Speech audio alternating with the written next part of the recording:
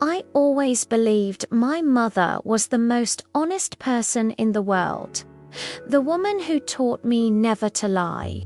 The woman who used to say that truth could hurt, but that lies slowly kill you. And maybe that's why what she did to me hurt so deeply. Because when the lie comes from the person who taught you what truth means, it doesn't just destroy your trust, it destroys who you are. Since I was a child, my mother was the center of everything. She decided, she guided, she protected. My father, or rather, the man I thought was my father, never had the same light. He was present, but distant, like a shadow, quiet, detached, as if there was something between us I could never name. But I was just a child. And children believe the stories adults tell them, even when those stories have too many holes. I remember the day everything began to crumble. I was helping my mother clean her room after she got sick. She told me not to touch a specific box in the back of the closet. She said it was full of old memories, things that didn't matter anymore, but curiosity always wins over fear. When she fell asleep, I opened the box. Inside were old photographs, letters, and an envelope U-load with time, with my name written on it by hand. It wasn't her handwriting, and it wasn't mine. The envelope was sealed, but the years had weakened the glue. A single touch opened it. Inside, a birth certificate. My name. But a different father. Not the man who raised me. A name I had never seen before. For a moment, the air disappeared from the room. The ticking of the clock sounded too loud. My heart pounded as if it was trying to warn me before my mind understood. I kept reading the paper, searching for a mistake, a typo, a reason for it not to be true. But everything was their stamps, dates, signatures, real, and right then I knew the life I knew was a carefully built lie. When my mother woke up, I was still holding the paper. She looked at me and didn't ask a single question. She just closed her eyes, as if she already knew this day would come. There were no screams, no tears, only silence. The kind of silence that weighs on the walls, that drags through every corner of the house, that suffocates in the following days. I tried to talk to her. I asked who that man was, why he was on my document, why she never told me. The answers never came fully. It was for your own good. You were too young. He didn't deserve to be in your life. But the more she tried to justify herself, the emptier it all sounded. I wanted to understand, but she only gave me pieces of a story that never fit together. Until one day, exhausted, she handed me a letter.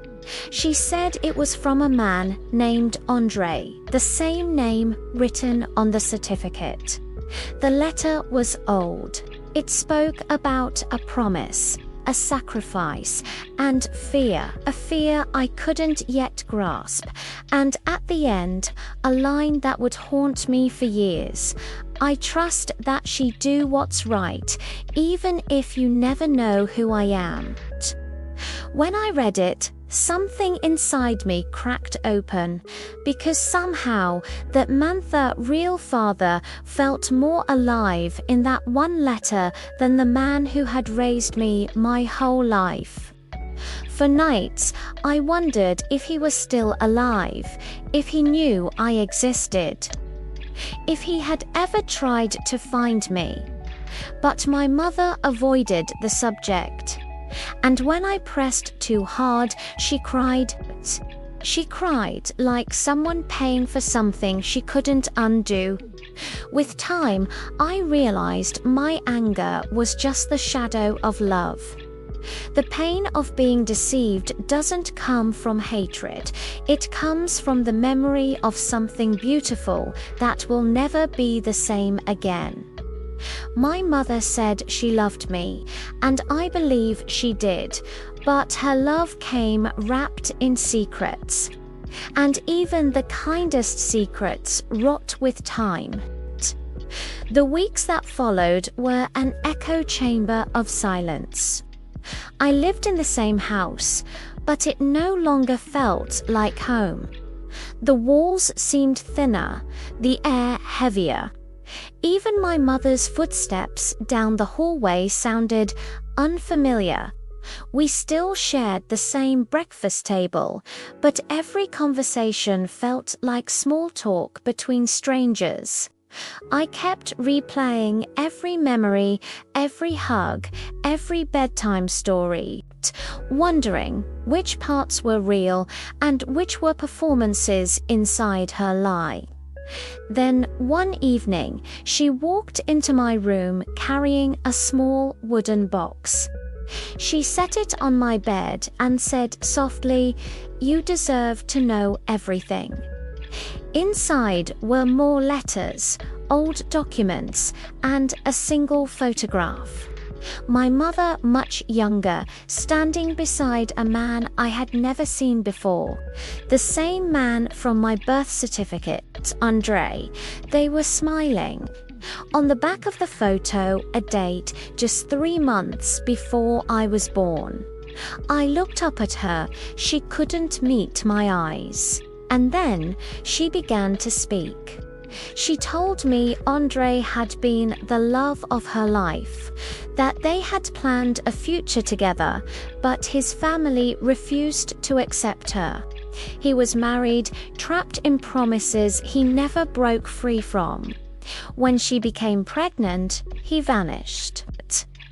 She tried to hide the pregnancy at first, then tried to start over. That's when she met the man I grew up calling Dad, someone who offered her a way out, a chance to erase the past. The price of that salvation was my silence. He would raise me as his daughter, but only if my mother buried the truth. And she agreed, thinking she was protecting me. Protecting me from what? I asked her. Her voice trembled as she said, "From shame, from rejection, from yourself." In that moment, I finally understood. She didn't just lie to protect me, she lied to survive. But her survival cost me my identity. My entire life was a story someone else wrote for me. The woman I trusted most built my world on half-truths and fear. And yet, seeing her there so fragile and full of tears, I couldn't hate her. Hate requires strength, and all I felt was empty. Thank you for listening. If this story touched you, please consider liking and subscribing for more. As a polite daughter, I didn't answer. There was nothing left to say. Life went on, but nothing returned to normal. Over time, I began to see her not as the villain in my story, but as a human being, a woman who made terrible choices out of fear and love, a woman who believed silence could protect us both. Now, when I think about her, I don't feel anger anymore. Just a quiet understanding, and a hollow space where trust used to live. Her lie did destroy my life, but it also set me free, because it forced me to see that truth isn't a revelation, it's a mirror. And sometimes what you see staring back at you is the most painful thing of all. If you've ever learnt something that changed how you see someone you love, remember this: understanding doesn't mean forgiveness. And forgiveness doesn't mean forgetting. It only means accepting that the past won't change, but what you do with it still can. Maybe that's what my mother wanted all along. Not to protect me from pain, but to teach me, in the hardest way possible, that every truth comes with a price.